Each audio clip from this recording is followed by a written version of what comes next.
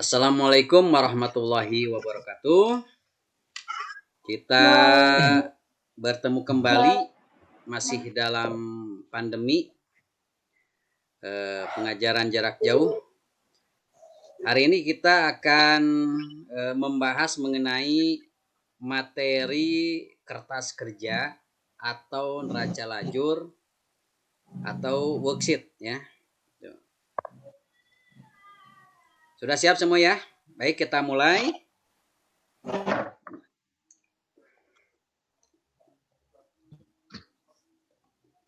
Kita share screen. Oke.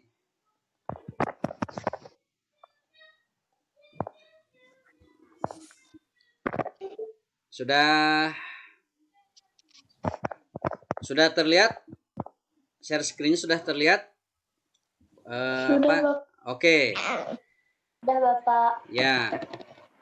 Pada hari ini kita akan coba memaparkan pokok materi pada masih KD 3.3 pada pertemuan video yang materi yang ketujuh. Ya, pada hari ini Bapak akan coba dari pengertian kertas kerja, bentuk, tujuan, serta bagaimana membuat kertas kerja. Masih ingat ya? Ingat kalau materi akuntansi ya, pertama harus diingat siklus akuntansi terlebih dahulu. Artinya posisi pada materi ini berada pada posisi mana? Ya, dilihat dari siklus ini ya, ada beberapa tahap kan, tahap pencatatan, pengiktisaran, dan pelaporan. Untuk materi kertas kerja ini posisinya berada di sini. Kalau kita diperbesar ya di sini. Kertas kerja ini dilakukan di akhir periode akuntansi atau biasanya per 31 Desember. Yang pertama, syarat untuk membuat kertas kerja, yang pertama harus sudah terdapat atau dibuat satu neraca saldo. Ya, neraca saldo barangkali sudah ingat materi sebelumnya. Neraca saldo dibuat dari sisa saldo buku besar ya, buku besar akhir bulan Desember karena ini pada akhir tahun. Kemudian di samping neraca saldo yang sudah dibuat, yang kedua sudah dibuatkan ayat jurnal penyesuaiannya. Gitu. Kalau dua-duanya sudah ada, kita akan melanjutkan pada kertas kerja. Tujuan akhirnya tetap laporan keuangan ya. Tujuan akhirnya kita sebetulnya akan membuat laporan keuangan.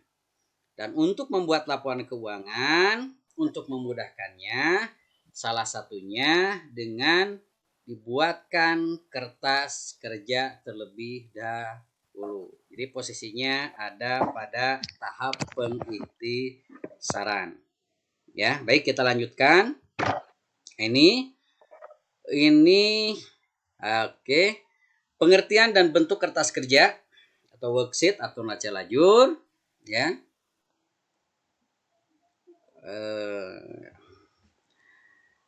Kertas kerja ini bisa dilihat ya, merupakan suatu daftar yang berlajur atau berkolom yang dirancang sedemikian rupa untuk mempermudah dan memperlancar penyusunan laporan keuangan dengan benar. Ya, jadi fungsinya salah satunya untuk mempermudah membuat laporan keuangan, baik itu dari laporan laba rugi, laporan perubahan ekuitas, laporan perubahan modal. Kemudian kita lihat bentuknya. Bentuk kertas kerja ini sangat panjang ya. Sangat panjang dari kolom nomor akun untuk nomor akun, nomor nama akun untuk nama-nama akun yang pertama kita pindahkan dari neraca saldo itu. Kemudian ada kolom yang tersendiri yang terpisah untuk keterangan yang pertama pada kolom neraca saldo, baik itu di debit dan di kreditnya yang pertama. Yang kedua ayat jurnal penyesuaiannya. Kemudian yang ketiga neraca saldo disesuaikan. Kenapa ada kata disesuaikan? karena neraca saldo awal ini belum mengalami penyesuaian. Kemudian ada penyesuaian, pengaruhnya ini nanti akan kita catat pada neraca saldo yang disesuaikan. Kemudian yang keempat, kolom laba rugi. Dan yang kelima, kolom neraca. Dan laba rugi dan neraca ini menjadi bahan untuk membuat laporan laba rugi dan laporan neraca setelah dibuat kertas kerja. Ini sangat panjang ya. Tapi Bapak akan buat singkat supaya tidak terlalu panjang, supaya cukup. Jadi Bapak akan buat kertas kerja sebagian ya. Gitu. Kita lanjutkan dulu. Nah, ini anak-anakku. Ini contoh ya. Ini ada neraca saldonya nih. Neraca saldo ini Bapak ulang lagi, sumbernya dari sisa saldo buku besar saldo buku besar akhir Desember ya. Diumpamakan ini akhir periode. Kemudian sudah dibuatkan ayat jurnal penyesuaian. Ternyata ada berapa ayat jurnal penyesuaian di sini? 1, 2, 3, 4, 5. Berarti ada 5 penyesuaian yang sudah dibuat. Oke, ini datanya sudah lengkap, neraca saldo ada, jurnal penyesuaian ada. Baik, kita lanjutkan. Oke, ini sebagian kertas kerja ya, bengkel panah takdir. Ini sesuai dengan materi yang terdapat pada UKBM. Yang kemudian yang kedua, nama keterangan kertas kerja. Kemudian ini per 31 Desember 2016. Baik. Nomor akun dan nama akun ini terdapat dipindahkan dari neraca saldo ya. Makanya di sini ada neraca saldo walaupun kolomnya dibedakan. Kolomnya dipisahkan saldonya, nominalnya ya. Disatukan dengan jurnal yang lain sampai neraca. Ini sama dengan neraca saldo awal. Baik, kita akan coba satu persatu ayat penyesuaian kita masukkan ke dalam kertas kerja kolom penyesuaian. Baik, kita akan coba penyesuaian yang pertama. Nah, ini penyesuaian yang pertama, dilihat ya. Yang pertama mengenai penyesuaian perlengkapan. Pada akun yang pertama, beban perlengkapan di debit sebesar Rp300.000. Oke, bagaimana cara memindahkannya? Kita lihat beban perlengkapan. Oke, artinya kalau sudah ada tanda ini, akun tersebut sudah terdapat di neraca saldo. Artinya tidak usah membuat akun yang baru, tinggal diteruskan saja. Kemudian kita pindahkan 300.000 di kolom penyesuaian ya, lurus dengan beban perlengkapan senilai 300.000. Yang kedua, akun perlengkapan yang di sini ada. Kemudian 300 di kredit kita pindahkan pada kolom penyesuaian di sebelah kredit senilai Rp300.000. Itu caranya. Bisa dipahami? Oke, kita lanjut ya. Penyesuaian yang pertama sudah kita masukkan. Kita masukkan yang kedua. Sewa dibayar di muka.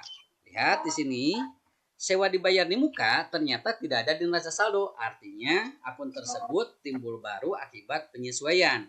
Kalau tidak ada akun di neraca saldo awal, Anda berarti harus membuat sewa dibayar di muka akun yang baru di bawahnya. Ya.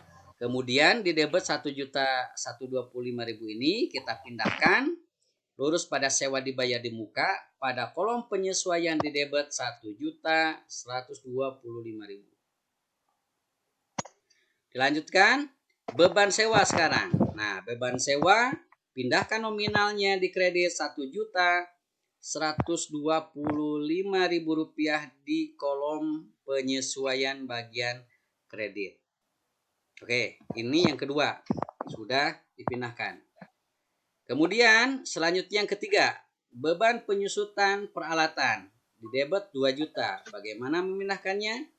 Karena sudah terdapat akunnya di neraca saldo, kita tinggal hanya menurutkan saja, pindahkan 2 juta di debit ini pada kolom penyesuaian di debit sebesar 2 juta. Kemudian akun penyusutan peralatan.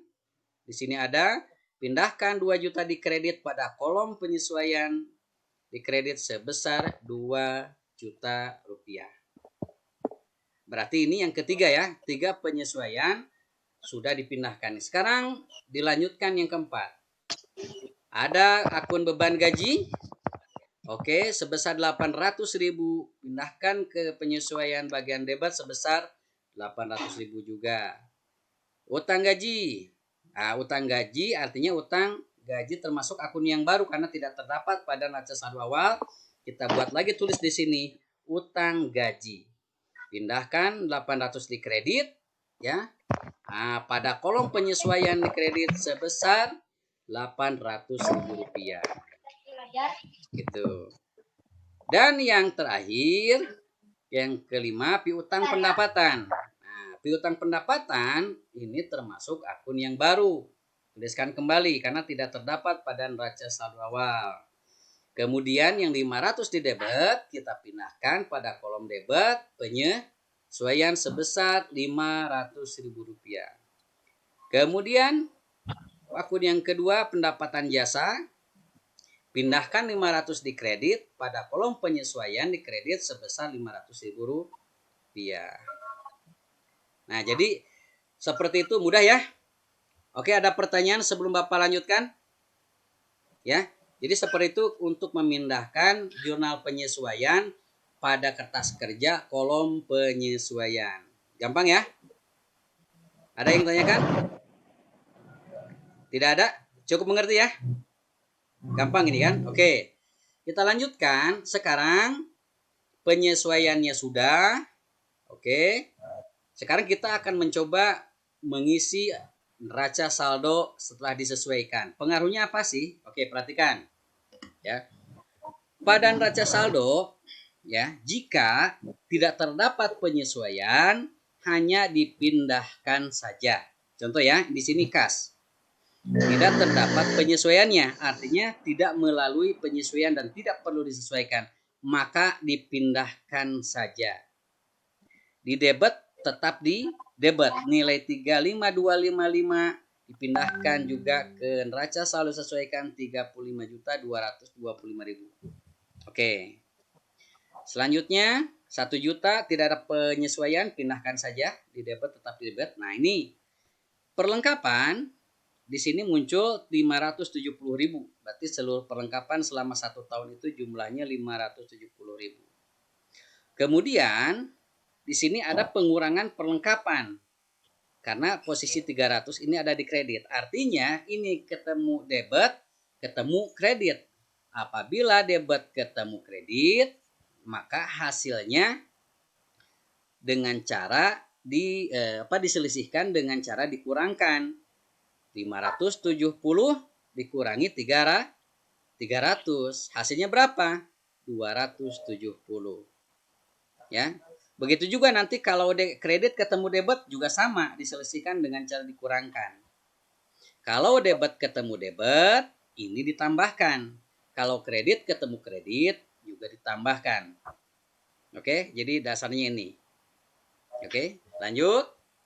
Peralatan, tidak ada penyesuaian, tinggal dipindahkan saja.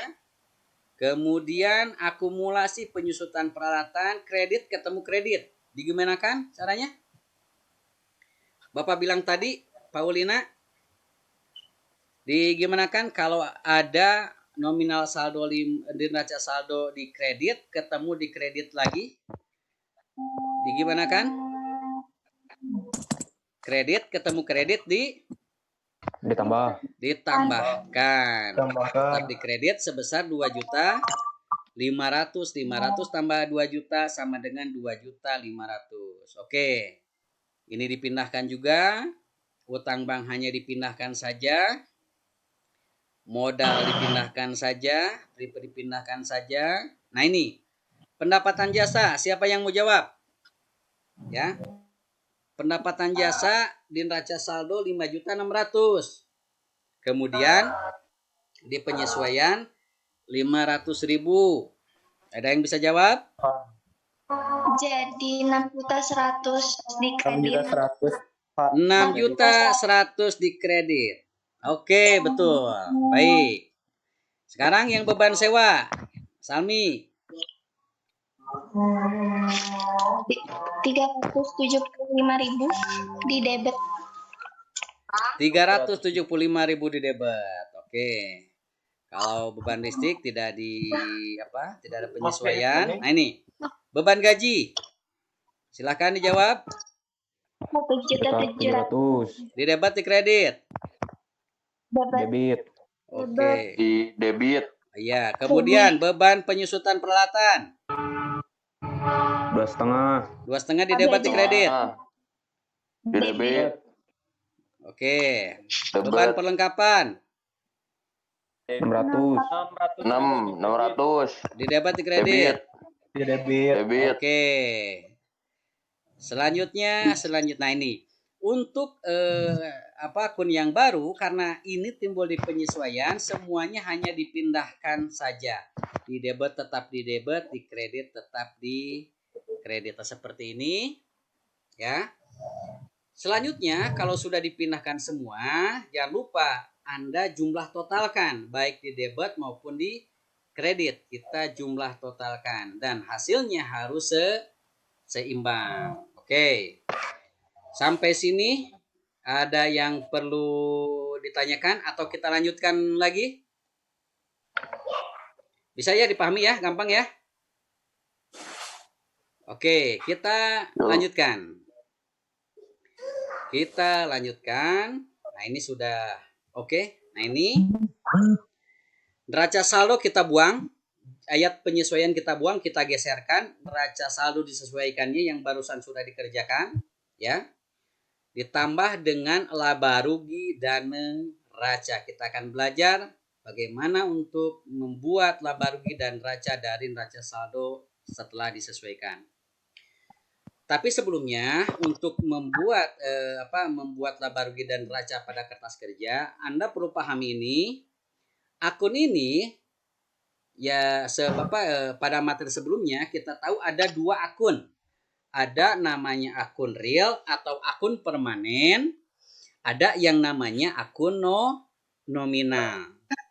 Ya.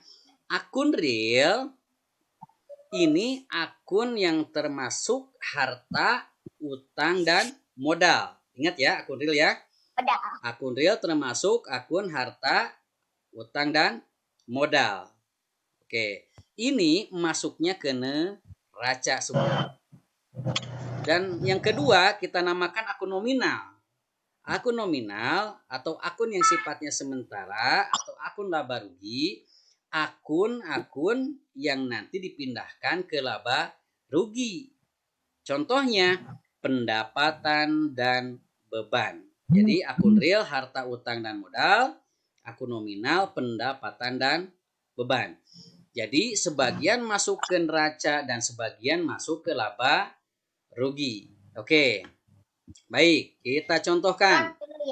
Kas termasuk akun real atau nominal? Akun real. Real, berarti masuknya kemana? Neraca. Ke neraca. Baik. Oke, betul. Kemudian piutang usaha? Akun real. Masuknya berarti ke neraca. Di debit tetap di debit, di kredit tetap di kredit. Perlengkapan? Akun real berarti ke neraca. Peralatan?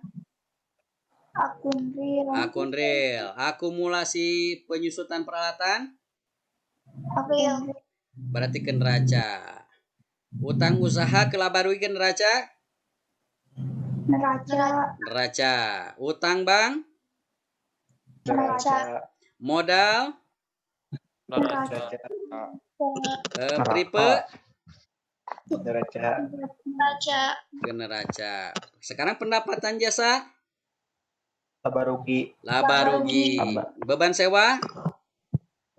Laba rugi. Oke. Laba rugi. Karena kita tahu ya, kita sudah bedakan karena ini warna. Yang merah berarti nominal, yang biru berarti real, seperti ini. Oke, supaya mempersingkat saja ini. Jadi ya. Jadi pada neraca saldo sesuaikan ini sebagian masuk ke neraca, yang nanti ini menjadi bahan dasar untuk membuat laporan keuangan neraca, ya. Kemudian yang laba rugi ini juga menjadi bahan untuk membuat laporan keuangan laba rugi. Oke. Baik, kita jumlahkan dulu. Ingat ya, dijumlahkan total yang didebet dan yang dikredit pada laba rugi. 5.750 di debitnya, kemudian di kreditnya 6.100. Di neraca dijumlahkan total 4.650 di debit dan 44.300.000. Ini boleh sama dan boleh berbeda.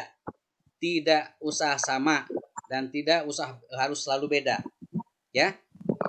Perhatikan kalau sudah seperti ini, coba lihat ya. Kita perhatikan pada kolom laba rugi. Menurut kamu, besar di debit, besar di kredit? Besar di kredit. Besar di kredit. Artinya, besar pendapatan daripada jumlah total beban. Oke? Ya kan? Ini kan yang di debit beban-beban semua nih.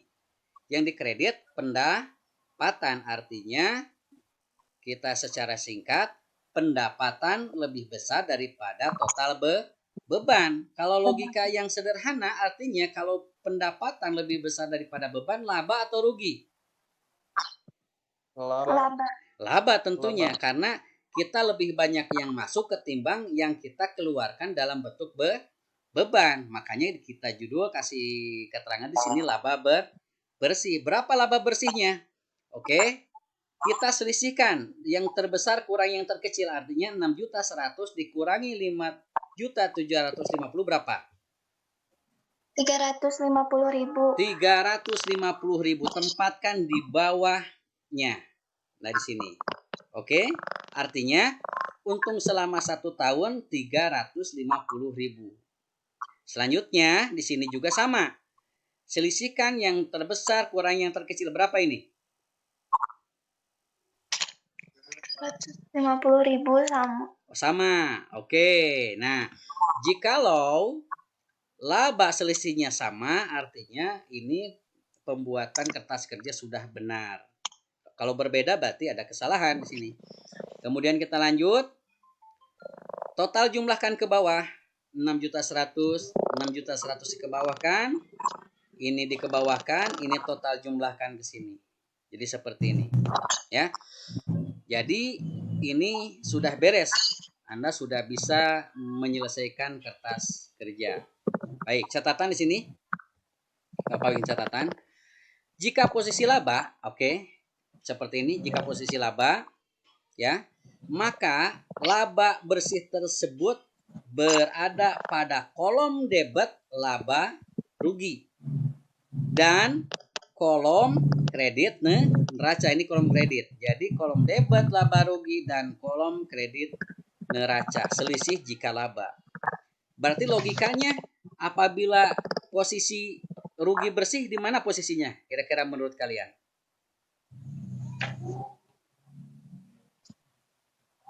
Ada yang bisa jawab? Ini kan laba. Kalau rugi posisinya di mana? Di kredit laba rugi. Di kredit laba Di rugi debit neraca. dan debit di Neraca. neraca. Oke. Nah, betul. Berarti Nadia udah bisa memahami dengan baik ya. Oke.